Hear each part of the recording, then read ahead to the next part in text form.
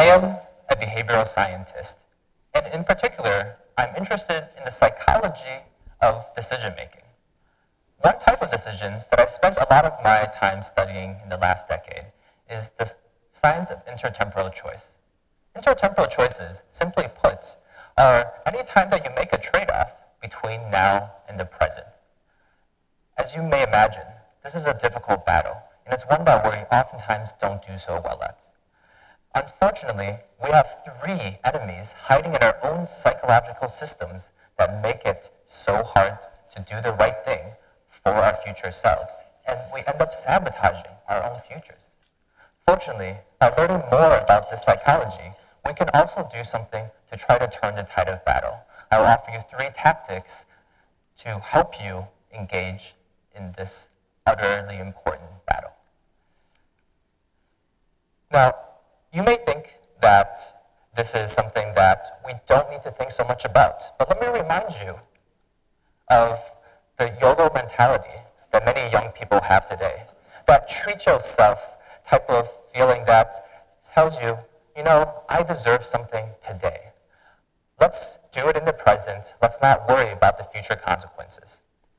Yet, we do oftentimes need to worry about the future.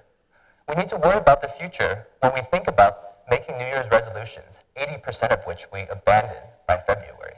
We need to think more about the future when we decide to start smoking and the number of e-cigarette usage continues to rise among our youth. But even more recently, let me tell you about a trend called buy it now, pay later. You may have encountered a service like Afterpay or Future Pay or Affirm, names that allure you, that encourage you to make a purchase that you can't necessarily afford today. What you're doing is literally causing your future self to pay for your present self's wants. And 60% of you have been surveyed to say that you've bought something you can't afford, not now and not later. And 40% of you have, unfortunately, fallen short on a payment. Now, this is a new service, but falling prey to the present wants and needs is not a new phenomenon. Our psychology tells us to do this. And in fact, let me introduce you now to your first enemy, that of myopia.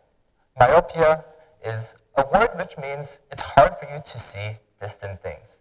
Now, distant things may be physically distant, or they could be temporally distant. And indeed, we have myopia for distant times as well. What this means is that we put too much emphasis on present pleasures. We put on another episode of our favorite show on Netflix, even though it's already 1 a.m. We order dessert, even though we're on a diet. And even though we made that New Year's resolution to quit smoking, we light up another cigarette. On the other hand, present pains are particularly painful. We don't like to wake up in the morning, so we put it off for another 9 minutes. We don't like working out, so we say we'll start next weekend. And we don't like studying for finals, so we leave it until the week before. All of these ways sabotage our future selves because our present self is in control. Think about sustainability choices. These are the worst of both. We take pains now, make sacrifices in our choices today that pay off for some unknown future generation. Not the easiest thing to do. Enemy number 2 is the fact that self-control is hard. I don't have to tell you this. And you know because writers like Oscar Wilde have told us that the only way to get rid of temptations is to yield to it. Now, unfortunately, as adults, we can't walk around yielding to every temptation. We have to delay gratification. Psychologist Walter Mischel studied the ability of young children to delay gratifications. He brought 4-year-olds into a lab, and they offered them either 1 treat today or 2 treats if they could wait 15 more minutes. 15 more minutes doesn't seem like a long time, but when you're 4 years old and you're waiting for another marshmallow, it just feels like an eternity. And indeed, 2/3 of these children failed. But not all is lost. You can see the look of willpower on this child's face. You can see the sorts of strategies that he's engaging in. He's pushing that plate away. He's turning away And he's not trying to think about that temptation. Now, turns out that 1/3 of these children who are able to resist those temptations, they went on to score higher on their SATs. They went on to be less likely to use drugs and to be less likely to be obese in their middle age. Of course, temptations also come from another source, our emotions, our impulses driven by things like when we're anxious about that upcoming job interview, we open a bag of Doritos. When we're curious about what my friend might be texting me about, even while I'm driving, it forces us to look down at our hands. And my own research about sadness shows that when you feel sad, your brain prioritizes sooner rewards, in essence, causing you to do retail therapy. Our final enemy is the fact that there is a tomorrow, and a next week, and a month after that. Ironically, the fact that we know the future is coming tells us that we can put off something hard today for tomorrow. Now, this is the reason that we make New Year's resolutions or resolutions on our birthdays. This is the reason that we start our diets on a Monday. And this is the reason why students always tell me, next quarter is when I'm going to be the good student I know I can be. But tomorrow is also a time where our present self is more or less in control again. We believe that our future self is going to have more time, more money, more self-control, that it's going to stop making the same myopic choices that we made today. But you start to see the logic fallacy there. Now that I've told you a little bit about the psychology of intertemporal choice, perhaps we can use the same psychology to start to overcome those enemies, to gain an edge in this battle versus time. Let me offer you 3 tactics. The first tactic is to master the present. Mastering the present involves doing the same thing we do when we have myopia for distant vision. We need to put on some glasses to make the future clearer. We need to mentally time travel, for example, by using the 10-10-10 rule. Now, this 10-10-10 rule asks you, when you're making a decision, consider the consequences of that decision 10 minutes from now, 10 months from now, and 10 years from now. Once you've done this, you've now put the focus on the short-term, medium-term, and long-term futures, things that we should be doing more frequently. Now, another way that we can do this is to hold on to our impulses. If you've ever practiced meditation or mindfulness, you've learned that we are able to actually make note of the emotions that we're feeling, the impulses that are driving our behaviors. And by making note of it, putting a pin in it, and pushing it aside, hopefully we can let the emotions and impulses wash over us without actually impacting our behavior now. One final thing that I should note is that actually not every emotion is one that needs to be pushed aside. My own research on gratitude shows that some emotions can actually help you be more patient in your choices.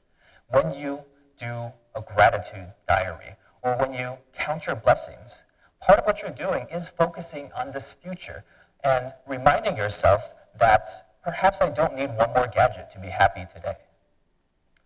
My second tactic is to pre-commit yourself. I turn to the ancient Roman poem, the Odyssey, in which Odysseus, the hero of the story, is sailing home and passes some rocks on which live these mystical creatures called sirens. Now, sirens sing this amazing song, and he's always wanted to hear it.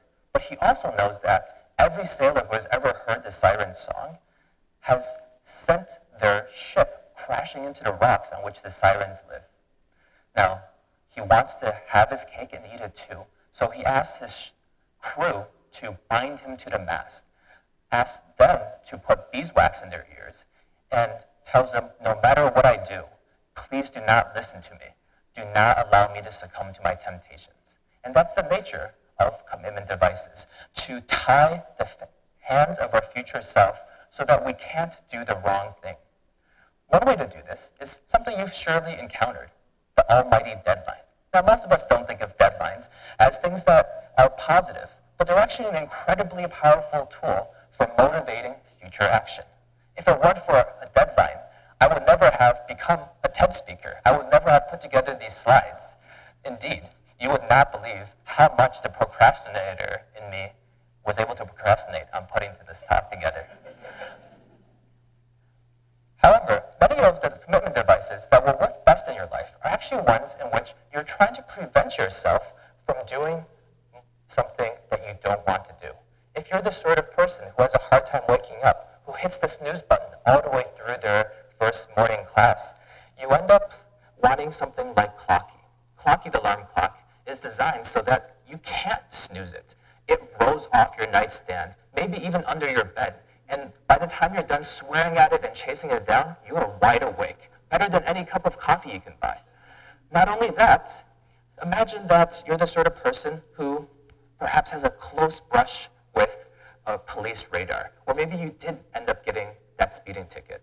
But in that moment of clarity, in that moment of conviction, you tell yourself, I'm not going to do this again. And so you write to your insurance company, you ask for a device, and many of them offer this, which monitors your driving. It monitors your driving so that it'll actually decrease your premiums if you drive well, but increase your premiums if you drive poorly. So next time you decide to get a little too fast and furious, you remember there's some money on the line here. You have constrained your future self. Now, I can't mention commitment contracts without talking about stick.com. This is a website, a service which allows any person to make a bet with their future self. You tell yourself, I'm going to quit smoking. I'm going to lose 10 pounds. And you put some money on it. And then you have a friend act as your referee. That friend encourages you to do the right thing. And that social pressure plus financial pressure is incredibly effective for getting you to make the right choice. This was created by two economists who bet each other half of their annual salaries that they would be able to lose 38 pounds and keep it off for 6 months.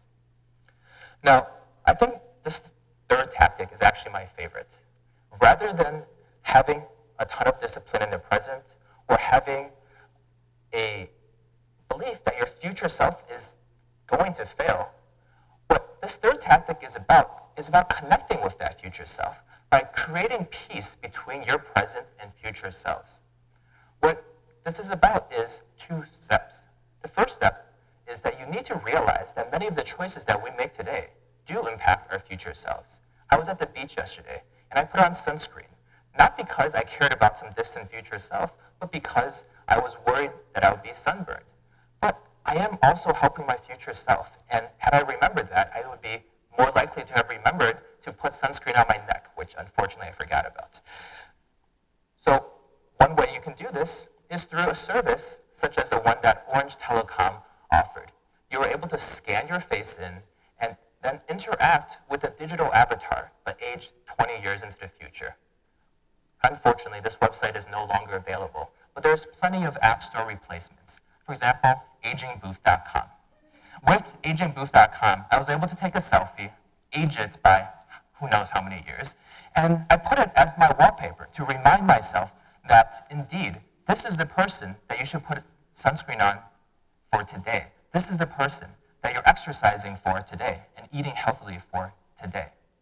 Today, today, today. All we have is today. Which brings me back to my initial slide.